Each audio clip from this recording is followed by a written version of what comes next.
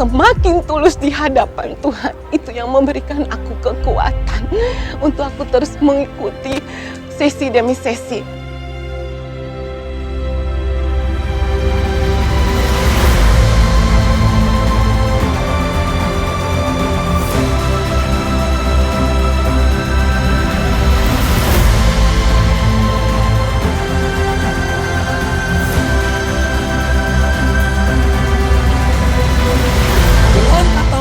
Apabila saudara melihat ada orang Kristen yang belum berani gila-gilaan, belum berani habis-habisan, artinya dia belum alami ada pekerjaan firman dalam hidupnya.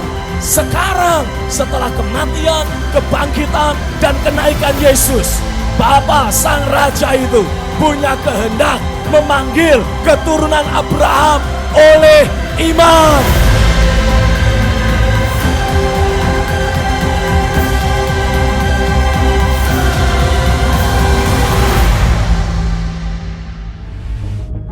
Kami diperlengkapi, betul-betul saya merasakan anugerah Tuhan hari ini buat saya, di mana selama ini hidup saya selalu diperlengkapi, tapi ada satu pemikiran, pola pikir hidup saya yang tidak pernah dan belum bisa saya taklukkan benar-benar.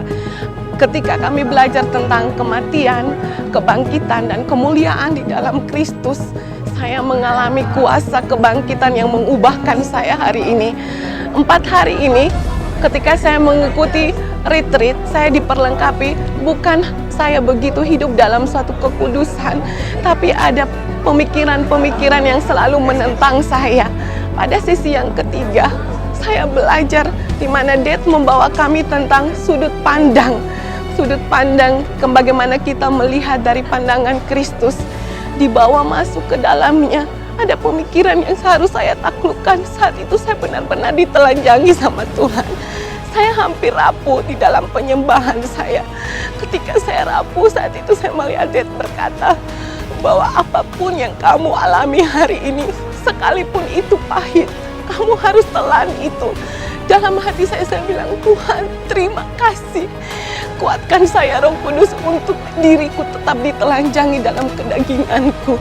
Saat itu Dad mulai berkata lagi bahwa inilah yang membuat kamu tetap tulus. Tidak ada krisis, tidak ada sakit penyakit, tidak ada duka cita. Dalam kerajaannya, engkau hanya akan menikmati realita, damai sejahtera, sukacita yang berasal dari Roh. Saya mulai katakan bahwa Tuhan, terima kasih. Hari ini aku telah menang di dalam pikiranku, di dalam kedaginganku, terus berkarya dalam hidupku sampai sesi terakhir. Yang pesan yang saya dapat bahwa kematian daging di dalam hidup dan membangun reputasi di hadapan Tuhan tanpa penyaliban, tanpa membangun reputasi di hadapan Tuhan, kita tidak akan menerima anugerah.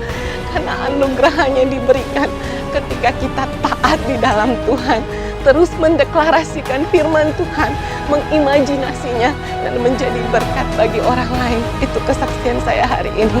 Apalagi yang dihasilkan oleh dosa, kutukan tidak berkuasa atasmu. Apalagi yang dihasilkan oleh dosa, penderitaan, kematian, tidak lagi berkuasa atasmu.